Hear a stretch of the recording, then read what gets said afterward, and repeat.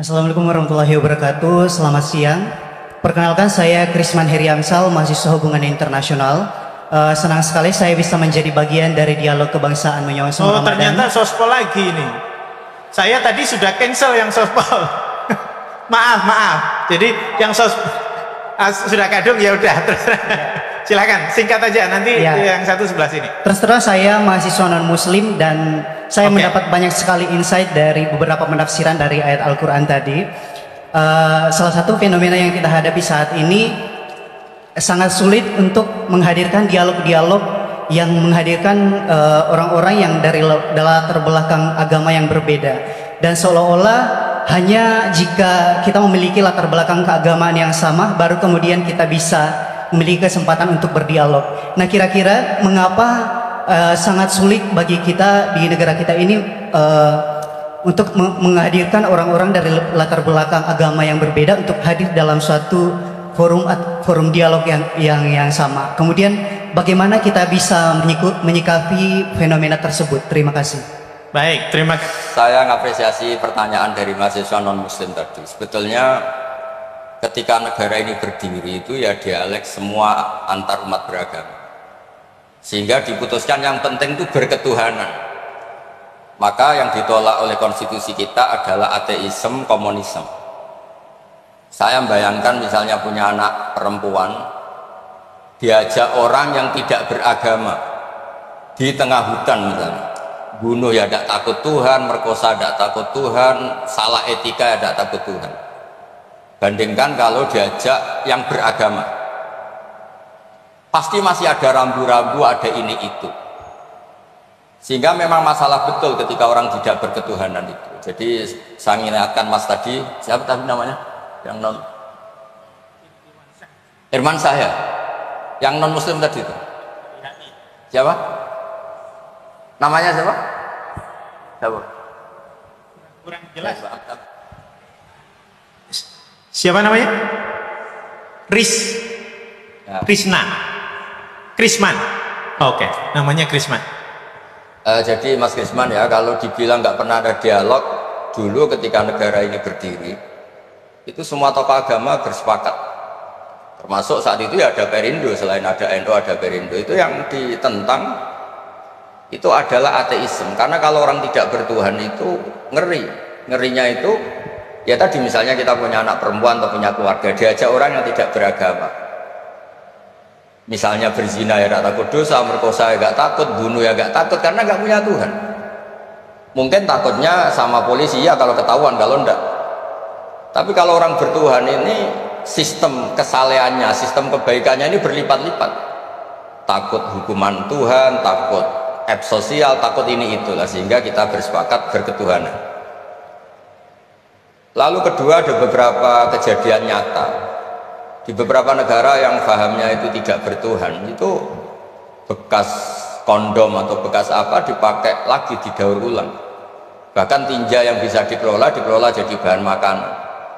Kalau yang beragama tidak, termasuk mungkin di ilmu medis ini tidak wilayah saya, tapi saya cerita mungkin masalah-masalah kayak ya apa hal-hal yang menurut kita dilarang, menurut agama mereka enteng saja. Misalnya bikin cadangan-cadangan organ tubuh dan sebagainya. Kalau beragama itu masih enak, aturannya jelas. Kalau nggak beragama itu repot. Sehingga saya cerita sedikit lagi-lagi karena kadung dipuji ahli Quran Pak Kures sama saya. Saya cerita dulu ketika Rasulullah itu sugeng masih hidup, itu ada kekuatan politik. Satu Romawi bertuhan, yang satu Persia tidak bertuhan, tidak berkitab suci. Ketika Romawi kalah, itu Rasulullah itu susahnya bukan main, karena yang masih mentautkan diri dengan Tuhan kalah sama yang sudah tidak bertuhan. Dan ketika akhirnya Persia yang kalah, yang menang Romawi, Nabi itu ikut senang karena yang bertuhan mengalahkan yang tidak bertuhan. Kenapa penting bertuhan? Karena bertuhan itu setidaknya punya aturan. Melakukan ini dosa, melakukan ini dosa. Empati sama fakir miskin itu ibadah. Semua agama pasti sama di tema-tema seperti itu. Sehingga berketuhanan ini penting sekali, kata Pak Kures tadi, berketuhanan itu luar biasa. Terus kedua, ini penting juga. Saya mohonnya, saya pernah juga disowani beberapa tokoh dari Mabes Polri. Saya sering bilang, Indonesia, utamanya pejabatnya, harus terima kasih sama seluruh rakyat Indonesia. Karena itu aset yang sebenarnya Indonesia ya seluruh rakyat Indonesia. Saya cerita, satu cerita ini hadis sahih di Bukhari, gak bisa dipertentangkan. Ini hadis sahih di Bukhari, di Muslim.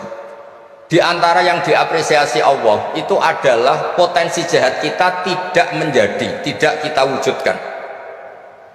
Kalau seluruh rakyat Indonesia, tidak usah seluruh, seperempat kita ini maling semua.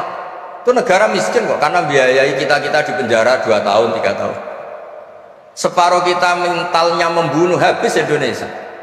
Seperempat saja, sepertiga saja, 1/8 saja punya mental killer, itu habis Indonesia. Ketika rakyat kita, ketika tetangga kita, masyarakat kita tidak melakukan kejahatan, itu ketertiban yang sejati. Maka semua bentuk ketidakkriminalan yang dilakukan oleh rakyat Indonesia itu awal dari aset bangsa ini. Coba kalau semua orang mencuri, habis negara untuk biayai di penjara. Semua orang kriminal, berkahnya mereka tidak melakukan, Indonesia baik-baik saja. Sebab itu ketika ada sekian kebaikan, Nabi terakhir ngendikan apa? Takufu syarroka anin nas fa innaha shadaqatun minka ala nafsik.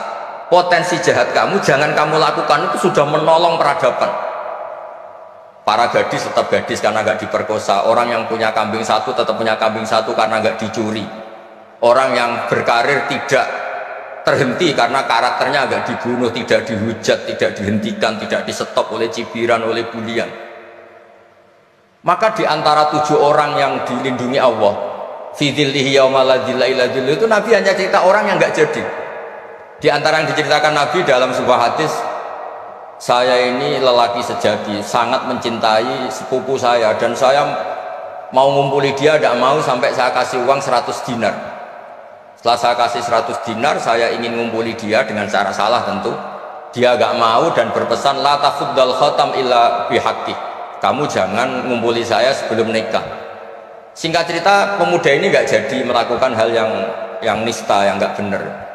Itu sama Allah dijadikan wali, berkahnya nggak jadi. Jadi kalau potensi kejahatan kita tidak menimpa orang lain itu sudah luar biasa. Jangan nunggu berjasa kita dapat penghargaan setelah kita jadi kiai besar, jadi dosen UGM, jadi ini itu. Semua masyarakat kita yang menahan potensi kejahatannya itu adalah aset sejati Indonesia. Karena sekali mereka berkejahatan, entah itu mencuri, merkosa, habis. Harapan kita sebagai bangsa habis. Tapi selama ini nunggu ngapresiasi itu yang bentuknya fi'lu, yang bentuknya mereka melakukan apa, sebetulnya enggak. Tidak melakukan kejahatan itu sudah bagian dari kebaikan yang luar biasa.